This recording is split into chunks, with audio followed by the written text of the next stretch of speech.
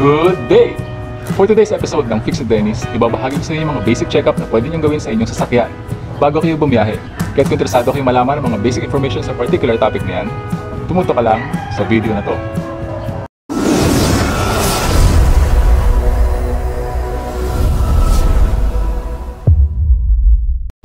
Maraming driver ang bumabiyahe na lang basta-basta na di nagche-check ng kanilang sasakyan, especially under the hood, lalo na kapag bago. Then kapag may narinig, naamoy at nakitang kakaiba sa dashboard, lalo ng mga warning lights, saka pa lamang magche-check. Well, ayos lang naman kung maaagapan, paano kapag huli na? Sa episode na ito ay ibabahagi ko sa iyo kung ano-ano mga parts ng iyong sasakyan ang dapat mong i-check bago bumiyahe. Unahin na natin sa ilalim ng hood. Okay, so buksan natin yung hood mga ka-fix it. Dito sa particular model na to, Mitsubishi Mirage 2014 model hanggang 2020, 2021 nandito yan, no? Pati yung mga expander, napapansin ko nandito yung bukasan nila ng hood, itong particular knob na to. So every now and then mga ka-fix it, advice ko sa inyo, bago kayo bumiyahe, pop up the hood para makita ninyo kung ano yung nasa ilalim, huwag kayo matakot, no? Mga basic parts lang naman yung ating i-check para malaman natin kung kondisyon yung ating sasakyan na bumiyahe for our safety. Okay? So umpisa na natin, unang-una fluids. Okay, ano ba yung fluids na yan? Unahin natin engine oil.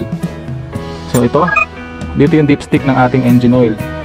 Paalala lang, no, nagkakaiba-iba itong mga parts na i-check natin. Depende sa modelo ng inyong sasakyan. So itong Mitsubishi Mirage 2014 model, nandito siya, GLX.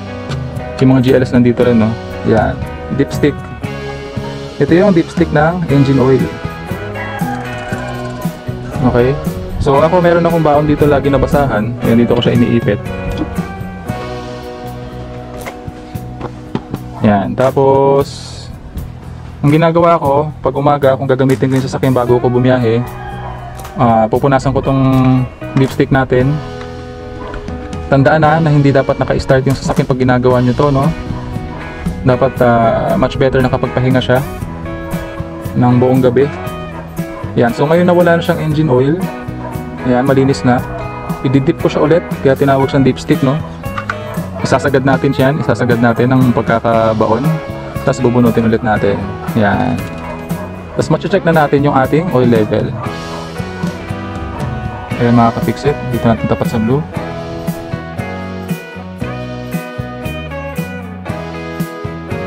Okay, so yan yung ating oil level. Kung mapapansin niyo, ayan siya, hanggang doon sa may pangalawang bilog. Okay. Ayan, ito siya. So, naka-full siya. So, ito yung lower level. Itong bilog na to, lower level yan. Ito yung upper level, maximum level. So, hanggang dito yung ating engine oil. Yan. Okay? So, kung halimbawa yung engine oil ninyo, pag-check ninyo, nandito banda sa gitna, okay lang din naman yun, walang problema. Kasi hindi naman lahat ng engine oil bumababa sa drain pan natin, no? Yung iba, naka-circulate na sa makina or naiwan sa ibabaw na part ng makina, so hindi lahat yan bumababa. So in this particular car kasi, it's been sitting around about siguro may 2 days or 3 days ko na siyang hindi na-start, kaya bumaba na lahat ng oil halos. Kaya nandito siya sa pangalawang guhit. Kung halimbawa na hindi pa kayo kontento sa isang check-up, ulitin natin isa pa.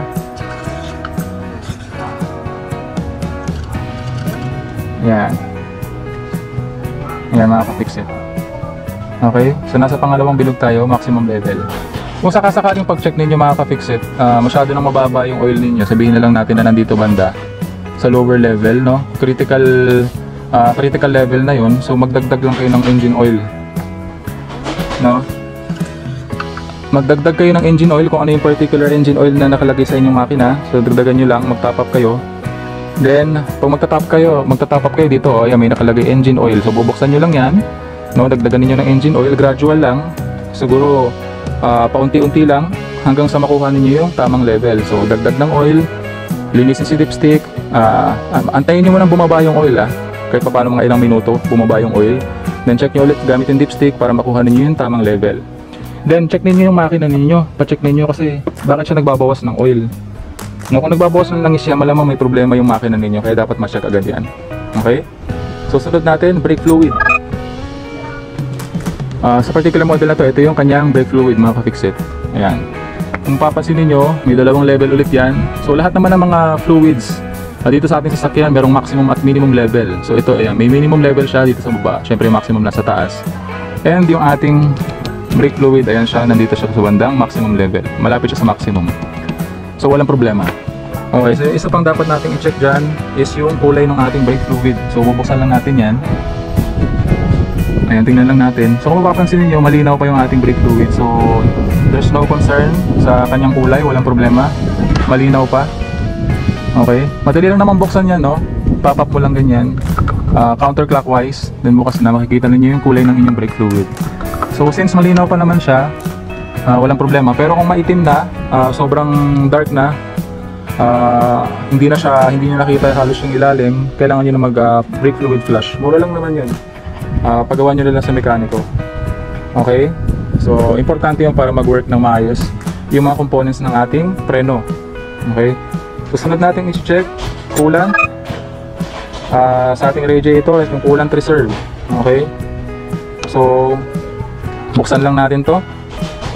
Void if seal is broken, so tanggal na yan kasi matagal na itong sasakyan na to. Pero kung yung sasakyan ninyo ay bago, usually meron niyang sticker dito na warranty will be void if seal is broken. So huwag nyo nang buksan kung under warranty pa. Pero dahil ito hindi na, buksan natin counterclockwise. Yan. So ayun, kita ko pa yung ating coolant doon banda. So walang problema. Kung sakasakali na hindi nyo na makita yung coolant ninyo dyan, no, magdagdag lang kayo. Pero usually dito na lang sa ating coolant reserve tayo magdadagdag.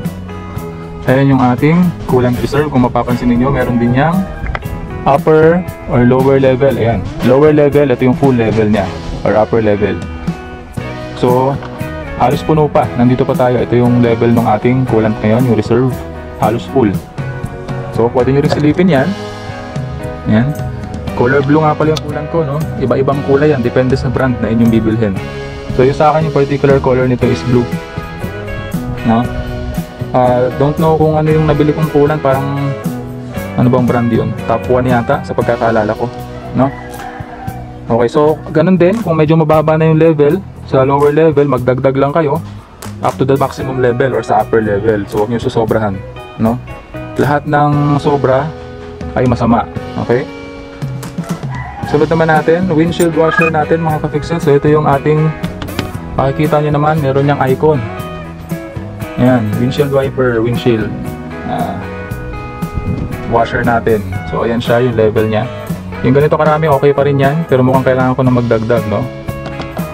Okay, so kaya siya color blue. May mga nabibili na windshield washer talaga na premix. Pwede nyo naman lagyan na lang yan ng distilled water. Huwag kayong gagamit ng tap water, distilled water dapat. Okay, then haluan nyo ng konting shampoo. Yung iba naglalagay ng konting dishwashing liquid, no? Pero konting-konti lang. Ayaw nyo naman sigurong bumula bigla yung windshield ninyo, no? Kapag ka nag-apply kayo ng windshield washer. Okay, so enough lang para magkaroon na ng konting dulas kapag ka nagwa-wipe itong wipers natin sa ating windshield. Okay, so next natin, power steering fluid kung meron, no? So ito kasing Mirage, electric power steering na siya. So wala siyang power steering fluid. Okay, pero kung mayroong power steering fluid yung inyong sasakyan, check nyo rin yun. Kung malabo na, kailangan nyo rin mag-flash. Pero kung okay pa naman, yun, so check nyo lang yung levels kung maayos, no? Bago kayo bumiyahe, kasi nagiging dahilan din yun ng pagkasira ng power steering, no? Pagka low level na yung ating fluids. Okay, so next natin yung belt. Check natin yung belt, dito yan sa may alternator, no? Yan, so sa belt, makikita ninyo yan kung meron ng cracks or chips yung belt ninyo. Usually hindi visible yan dito sa bandang loob, no? Sa may ilalim. So itong particular belt na to, okay pa naman, wala pa siyang visible cracks. Every now and then chinecheck ko rin to. Yan, so okay pa naman siya. And kung level pa siya dito, ayan, oh, kung level pa siya, so kapakapain nyo lang. Kapag itong belt lumalim na dito sa mga pulley niya, pag malalim na siya, pag ginaganyan-ganyan ninyo, okay, so ibig sabihin, palitin na yung belt ninyo. Lalo na kung may mga cracks and chips na dyan sa ilalim, sa loob na part niya, sa inner part niya. So ito okay pa naman, pati yung tension okay din. Malalaman nyo rin na sira na yung belt niyo or palitin na kapag may squeaking sound na or maingay na. Yung iba ginagawa nila, nilalagyan nila or ina-spray nila ng WD-40, pero hindi ko ina-advise yun, no? Kasi WD-40 is a penetrating oil. So may pagkakataon na baka masira yung belt niyo pag in-apply niyo yung WD-40. So never use WD-40 para sa mga timing belt. Okay? Next natin, air filter element, mga ka-fixit. So ito yung ating air filter sa particular model na ito. Nasa ibabaw lang, napakadali ng access nito mga ka-fixit. I-check lang natin, no? Buksan natin to, dalawang lock lang yan. Pagbukas nyo nito, makikita nyo yung air filter element. Yan. So yun. So okay pa naman to, hindi pa naman ganun kadumi, and wala akong nakikitang mga malalaking dumi, no? Alikabok lang. Kung sakasakali po din yung itaktak lang yan. Okay, so hindi pa naman siya ganun kadumi. Nasilipin lang din natin yung loob. Minsan kasi may makikita kayo dito parang mga dahon-dahon, maliliit na dahon-dahon, no? So dito wala naman, okay naman. Malinis pa. So balik lang natin yung ating air filter element. Kung paano ninyo tinanggal, ganun lang din ninyo ibabalik. Okay? Iipit lang natin ng maayos yan. So dito may dalawang lock din dito, kung mapasok doon sa dulo bago natin siya i-lock dito. So be sure lang to check your owner's manual, no, kung paano mag-check ng air filter element. Kasi nagkakaiba-iba yan, depende sa modelo, no. Ayan. Sa mga naka-Mitsubishi Mirage dyan na gumagalaw, napapansin niyo pag naka-start yung engine, mapalag itong air filter, no, lalo na to, itong part na to. So gawin niyo lang, maglagay lang kayo ng tie wrap. Ito, naglagay ako ng tie wrap, then minount ko siya dito. Hinigpitan ko yan para hindi na siya masyado nagbabibrate. Kasi baka yung vibration na naririnig niyo sa sasakyan ninyo, baka galing dito sa plastic na ito na pumapalo-palo kapag umaandar na yung makina. Okay, next natin, battery. Siyempre, visible din yung battery natin, madaling i-check yan. So, importante din yan. Check nyo lang yung terminals. Yan, ito yung terminal, ito yung positive terminal natin, negative terminal. Kung meron siyang any signs of corrosion, yung pamumuti, yung pulbos na puti at asul. So, itong particular battery na to is very healthy. Wala siyang any signs of corrosion or dumi. Kung meron man kayong makitang corrosion dyan, pwede ninyo siyang buhusan ng mainit na tubig, no? Tapos brushin nyo lang ng lumang toothbrush or steel brush kung meron kayo, no? Para malinis ulit siya. Pero ito, no need to clean kasi malinis siya. Ito yung particular battery na to, meron din siyang indicator dito. Ayan, kung mapapansin ninyo. Color blue. So, ibig sabihin ng blue is okay, no? Recharge battery kapag ka namuti, then contact our dealer pag namula. So itong particular battery na to, actually bago lang to, no? Itong taon ko lang to nabili, no? So pwede kong ilagay yung link ng video na yun kung paano ko binili to at kung paano ko kinabit, no? Paano din mag-isolate at paano mag-troubleshoot kung ayaw mag-start yung inyong sasakyan. Lalagay ko yung link ng video na yun sa upper right portion ng video na to para mapanood nyo, maka-fix it. Okay? So malalaman nyo rin naman na mahina yung battery ninyo kapag mahina na yung cranking sound kapag sinususian ninyo yung sasakyan ninyo, okay? So next natin, ATF. Kung ATF or automatic transmission fluid, kung automatic yung inyong sasakyan, meron din yung dipstick kagaya nito, no? Para sa engine oil level. So usually yung dipstick nun, dito makikita yung dito banda or dito on particular models. So yun, kagaya nung ginawa kong pag-check sa dipstick ng engine oil, ganun din yung gawin yung pag-check sa inyong ATF. Okay, so merong mga check nyo rin yung level niya, maximum and lower levels, no? Top up lang kung lower level na. Then check nyo rin yung kulay niya, no? May mga ibig sabihin kasi yung kulay ng ATF, no? I-post ko yung picture nung ano niya, no? Yung mga kulay niya for reference dito sa video na to para malaman niyo yung information na yun. Okay?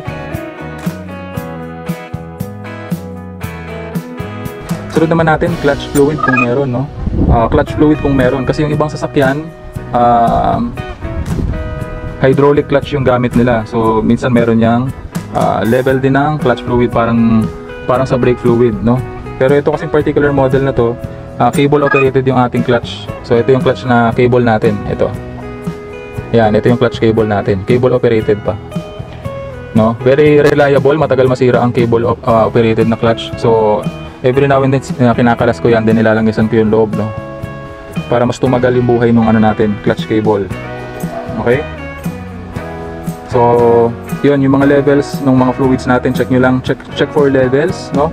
Maximum and lower level, check for color quality, check for smell kung possible. Ako yung engine oil ko kanina, hindi ko lang napakita sa inyo, pero every now and then inaano ko yun ng daliri. Yan. Tapos inaamoy ko kung ano yung amoy nung engine oil natin, kasi maamoy nyo rin dyan yung quality ng engine oil kung sunog na, no? Bukod sa kung maitim na siya, tapos amoy sunog pa. Yan, that's the time na kailangan nyo na talaga kailangan nyo na mag engine oil change. Pero wag natin paabutin sa ganung scenario or sa ganung level, no. Dapat meron kayong tamang interval kung kailan dapat kayo nag-change oil. More about that topic sa ibang video na, no. So proper preventive maintenance lang, preventive maintenance schedule. So paalala lang, kapag mag-check ng engine oil, maganda na nakapagpahinga na ang makina. Huwag yung galing sa biyahe dahil hindi pa makakababa ang langis, kaya di mo makukuha ang tamang level, no. So maganda, ginamit nyo halimbawa yung sakyan niyo yesterday, park nyo lang siya, then the next morning bago nyo siya i-start, check nyo yung engine oil level. So yun yung tamang pag-check, yung nakapagpahinga. Kahit nakapagpahinga lang ng mga ilang oras, pwede nyo na rin i-check yung engine oil level, okay? So kahit kasi bago ang sasakyan, di natin masabi ang aksidente. Halimbawa may hose na maputol dahil pinaglaruan ng mabait, so magbabawas talaga ng fluids yan, in which maaagapan natin kung tayo yung mag-check, di ba po makaka-fix it? So minsan kasi halimbawa, pinamahayan na ng daga yung inyong engine bay, no? Hindi nyo napansin, meron na palang cable or hose dyan na nginat-ngat, so naputol or nabutas.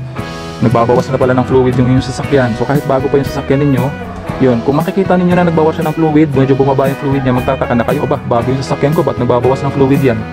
Di ba po? So maaagapan natin yung problema na yun kung nag-check tayo ng ating sasakyan. Okay?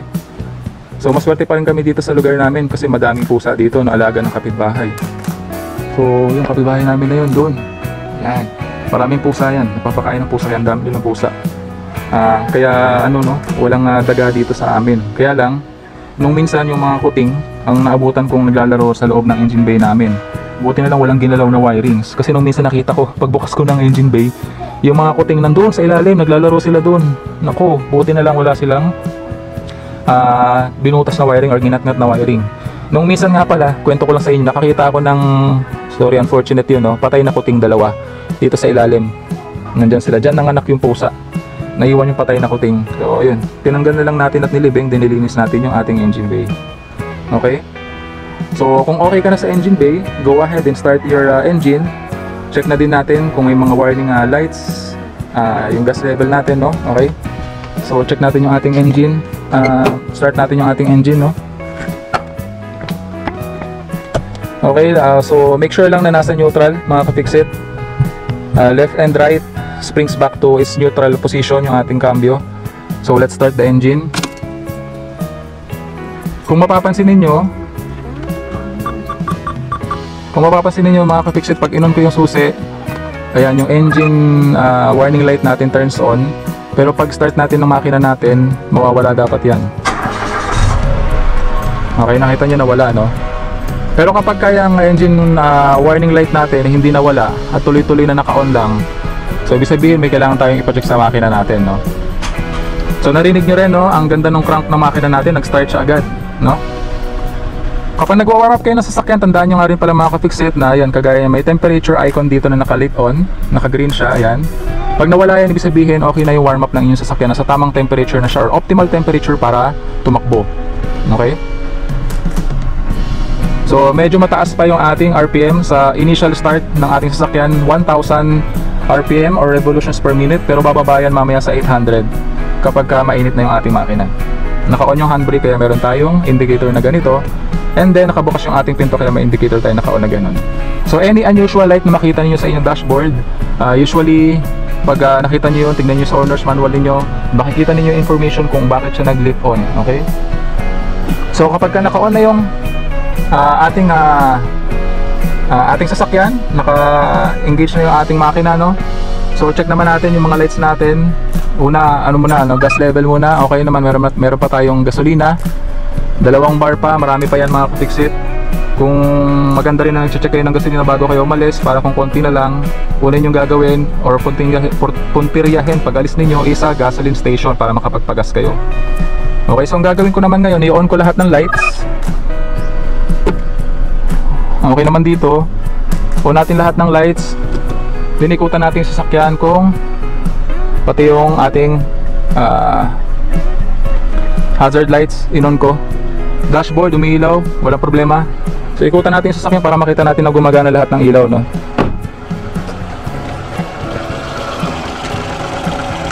Okay, headlight dito sa left side ng ating sasakyan umiilaw, flasher, headlight, park light, fog light umiilaw, side signal light umiilaw. Kaya ganyan ako mag-check ng aking sasakyan bago yung bawat biyahe, no? Para nakikita ako kung meron tayong ilaw na hindi gumagana, no?